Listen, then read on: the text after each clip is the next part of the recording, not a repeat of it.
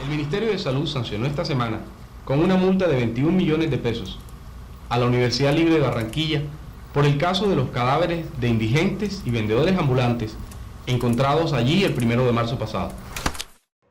Vivía muy cerca, no enfrente. Yo vivía en el edificio García. El edificio García queda a 3 cuadras cortas de la Universidad Libre. Con bastante frecuencia pasaba por ahí de bajada, pues venía en mi carro y pasaba por la Herrera para tomar la calle 47, que es donde queda el edificio García y donde yo vivía.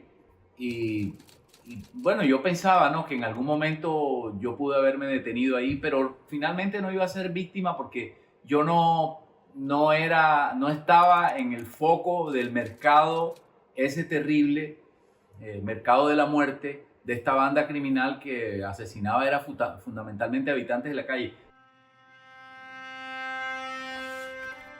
Pero algo que desdibujó y que de manera deplorable rompió pues la tranquilidad de la ciudad es ese suceso de lo que sucedió en la Universidad Libre, cuando pues desafortunadamente la gente que andaba por las calles, los indigentes, de manera perversa, eran azotados con un garrote para que después los estudiantes los cogieran como medio de estudiarlos, pues.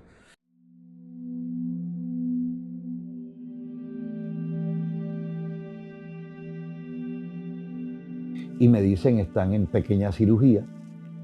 Entro a la sala de pequeña cirugía y había una enfermera limpiando de la sangre a los heridos, a los 2 heridos. Me doy cuenta que cerca había una bata de médico. Yo me coloco la bata de médico y le digo a la señorita, hágame el favor y sale por. Entonces ella, sí, doctor, y salió. Yo inmediatamente le dije al camarógrafo, pilas, entre. Entró él, cogí el micrófono. Yo les confieso, le hice una sola pregunta a Oscar. Le dije, ¿qué pasó?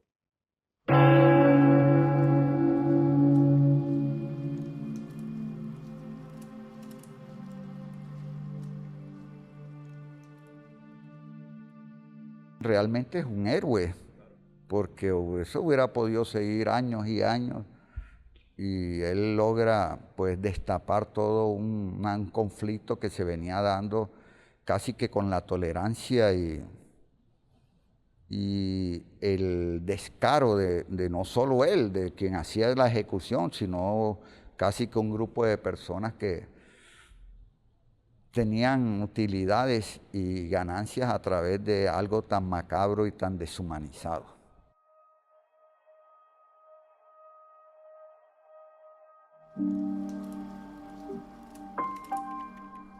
Sí, conocíamos a Santander, claro. Era un personaje. ¿Cómo era? El de los muertos.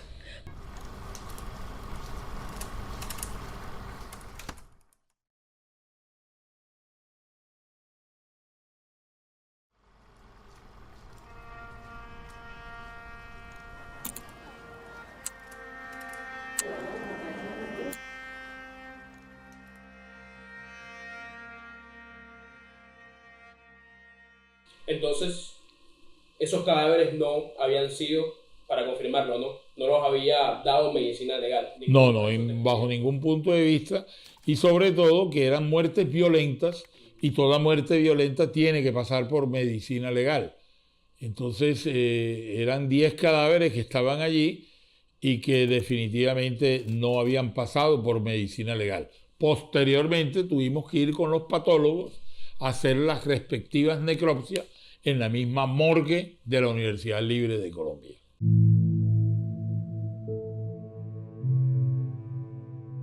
No, con esto quiero decirte que los cadáveres que se encontraron allí en la laguna que se hizo, que ya estaba hecha, pues, y donde estaban todas estas sustancias que servían para disecar a los cadáveres, formol y todo eso que los estudiantes de medicina y los profesores y el mismo Zabalza conocía eso.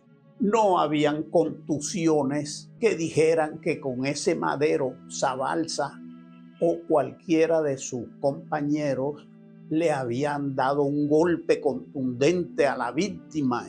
Y no, yo pues en realidad me atrevo a afirmar que esos cadáveres ya venían en estudio y ellos los tenían metidos en formol para el respectivo disecamiento y estudio que le correspondía a los alumnos.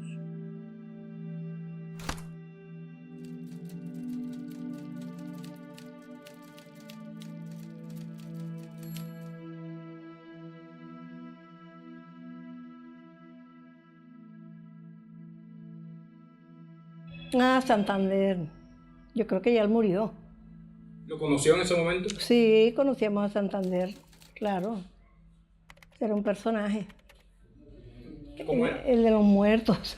No, normal, él era un trato normal. Nunca se pensó pues, que iba a estar involucrado en una cosa tan tenebrosa, digámoslo así, por decirte una palabra. Pero él con uno era una persona normal. Saludaba, el trato normal entre compañeros de trabajo.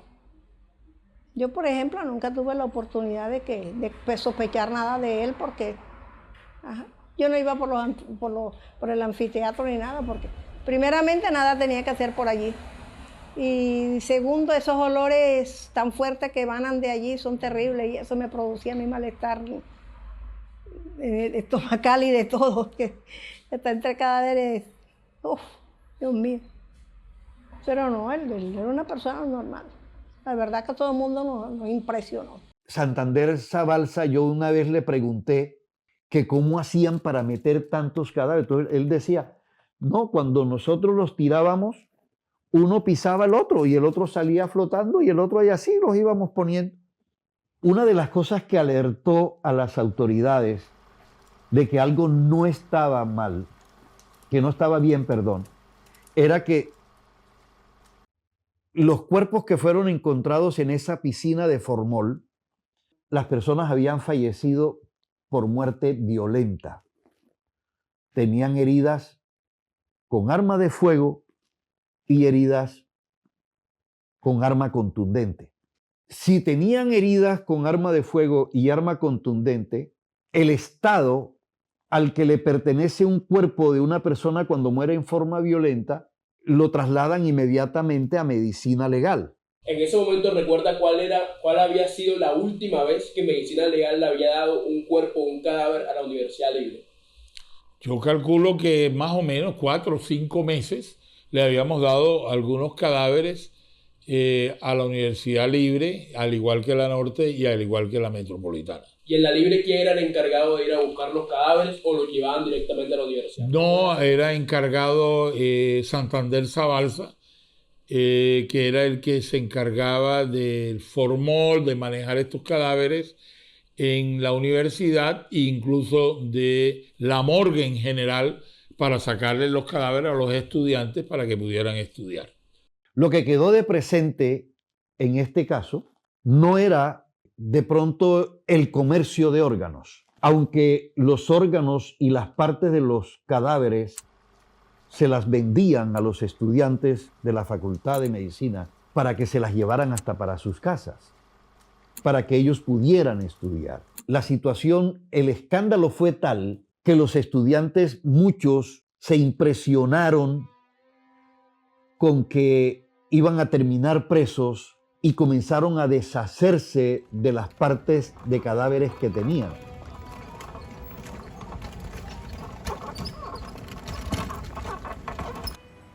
Pero yo creo que aquí hubo falta de todos los estamentos gubernamentales. Esto aquí era un caos. Cada uno hacía lo que le daba la gana y principalmente nunca se tuvo en cuenta a los pobres, a los excluidos, a las víctimas del sistema capitalista, que es el que reproduce todo esto. Y aquí cada momento acontecían cosas por el estilo y nadie decía nada ni nadie se incomodaba. Era una banda que mataba, no por ninguna pasión, mataba como el que mata para robar. ¿No es cierto? En la calle puede ser que alguien mate para robar o tratando de robar mate. Aquí no. Aquí el objeto era matar para vender partes del cuerpo, para vender los cadáveres. Era para hacer negocio con los cadáveres. No le robaban a los tipos la carretilla en donde transportaban cartones, ni quién sabe cuánto podían tener esos hombres y mujeres. Yo no recuerdo si hubiese mujeres, pero cuántos tenían en sus bolsillos, 5.000 pesos, porque vendían cartón, porque tenían una plata para comerse algo, pero era nada, era el cuerpo humano. Aquí lo que tiene un gran impacto es que el botín producto de este crimen sistemático era el cuerpo humano.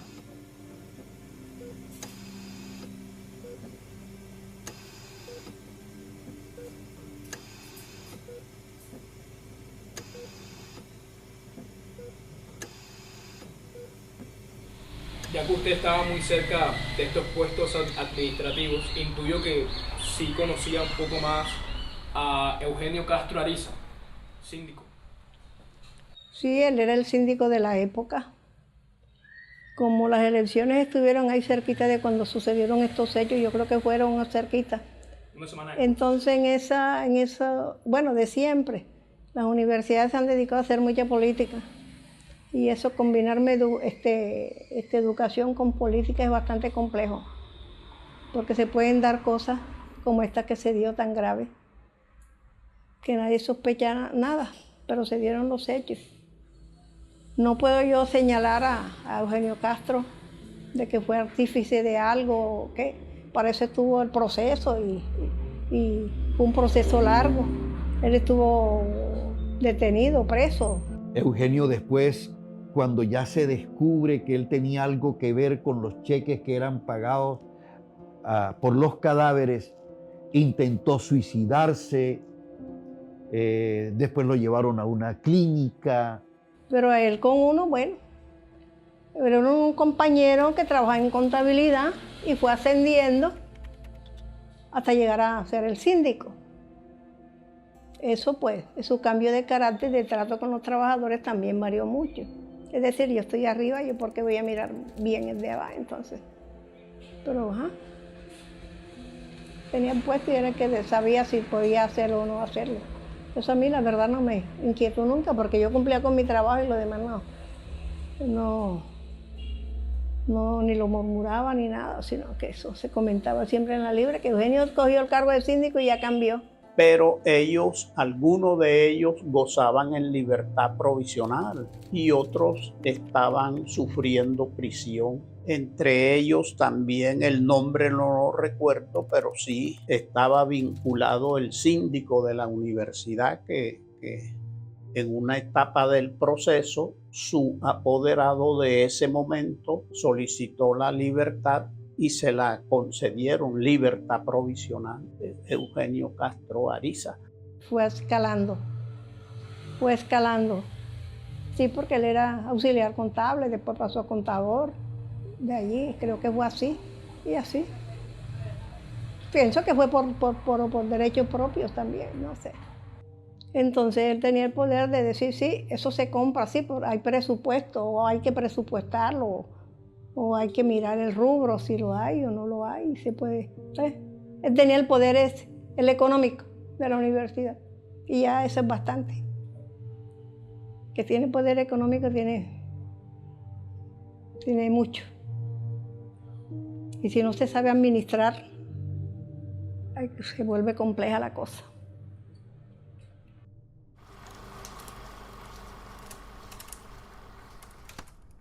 Que él está dispuesto a darme lo que sea. ¿Qué cuánto quiero? Yo le dije, ¿me está ofreciendo dinero? Me dijo, sí. ¿Cuánto quieres? Yo creo que todas las sentencias en Colombia, antes más que ahora, son todas compradas.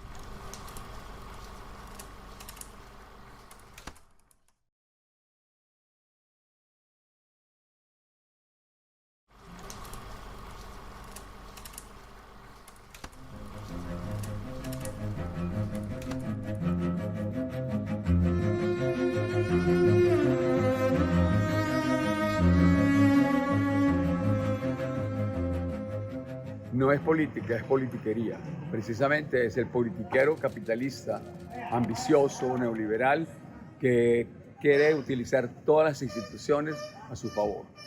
Esto es alienar, castrar el pensamiento de los estudiantes para su beneficio propio. Porque meter a una persona sin un estudio con antecedentes penales en una universidad donde se tramitan tantas cosas, se está trabajando con cuerpo humano, así sea cadáver, ¿eh? Pero la ley protege hasta el cadáver aquí en Colombia, porque aquí gracias a Dios está todo arreglado. Que no se cumpla todo es otra cosa. Este es el país más arreglado del mundo. Necesitaba 2 testimonios, el del representante de la universidad o uno de los testigos y el comandante de la policía. Le pregunté otra vez a los policías que estaban que si el comandante iba a llegar allí, que si se iba a demorar. Me dijo, él tiene que venirse otra vez para acá. Me puse a esperarlo allí. Cuando llega el doctor Álvaro Villanueva, presidente del Consejo Directivo de la universidad. Se sorprende por mi presencia allí. Me dice que no le vaya a hacer daño a la universidad dando esa noticia, que él está dispuesto a darme lo que sea, que cuánto quiero. Yo le dije, ¿me está ofreciendo dinero? Me dijo, sí. ¿Cuánto quieres? Te doy lo que quieras. Le dije, no. No, porque la noticia está ahí. Ahora, ¿quiere hacer algo? ¿Quiere defender la universidad? Defiéndala. Yo le doy la oportunidad. Me dice, pero ¿cómo la voy a defender si ahí están los cadáveres? Por el fin de la prensa. La prensa, como dice sus voceadores, lo que le interesa es vender. Entonces dice, asunto de la Libre, hoy apareció el señor fulano de tal, y entonces usted, yo, otro, a comprar el periódico.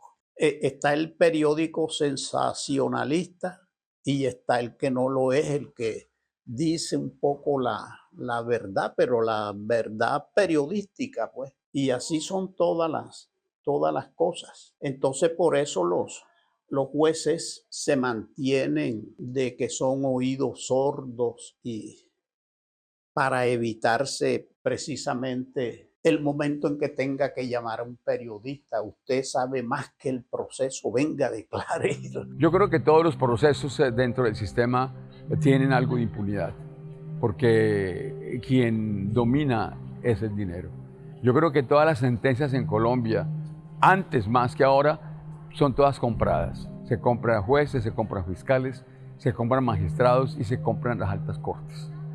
De acuerdo con la categoría del ente investigador, es más caro el precio de la sentencia. Ya no somos un remanso de paz, pero bien válido en la acotación que hacen en la pregunta. Éramos un remanso de paz. Sabemos que todos estamos permeados por la violencia diversa, ¿no? De los actores del conflicto, del paramilitarismo, de la guerrilla y del narcotráfico. Y en el caso concreto de Barranquilla es que no ocurrían muchos crímenes, pero había unos crímenes que marcaban la ciudad, pero históricamente. Alguien por chiste dice que tenía que ver con el agua del río Magdalena, pero finalmente eso pues es un chiste porque del agua del río Magdalena viven muchos pueblos. Y era que aquí ocurrían unos casos muy especiales.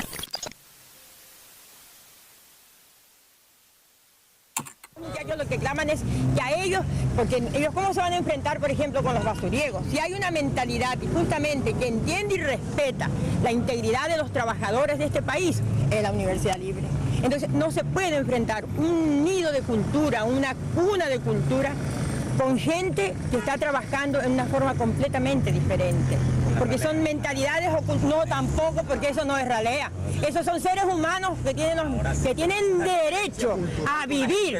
No, señor. No, es que la cultura, mire, estamos defendiendo.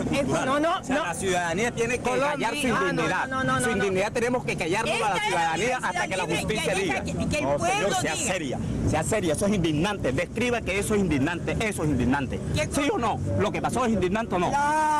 ¿Y nos las callamos? ¿Nos esperamos? ¿Tú tienes pruebas de lo que sucedió? ¿Qué más pruebas que los cadáveres? ¿Y los cadáveres qué? ¿Fueron fabricados? Entonces nos callamos, la ciudadanía se indigna. Soy un ciudadano indignado y a mí me duelen los muertos, los 10 muertos. Si a ti no te duelen es tu problema, hermano. Y eres médico, te estás formado como médico, me sorprende tu sensibilidad social, alta dosis.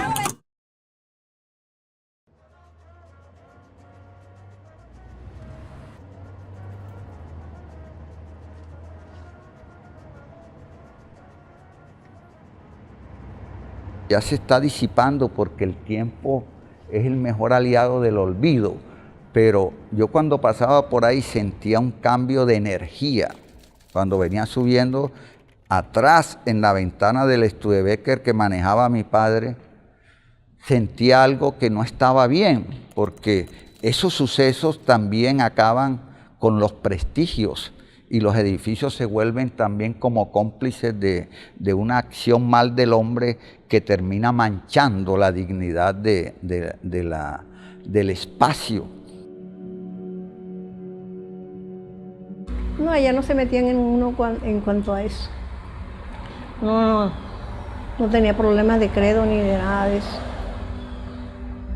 Uno trabajaba normal. Si eras católico o lo que tú quisieras hacer, allá con eso no se metía nadie. Eso siempre hubo un respeto de trabajadores y administrativos. ¿Se puede decir que las directivas eran personas laicas? No, todos eran laicos.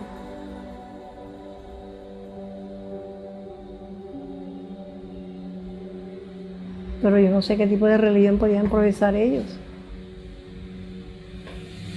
De pronto masones. Pero no sé.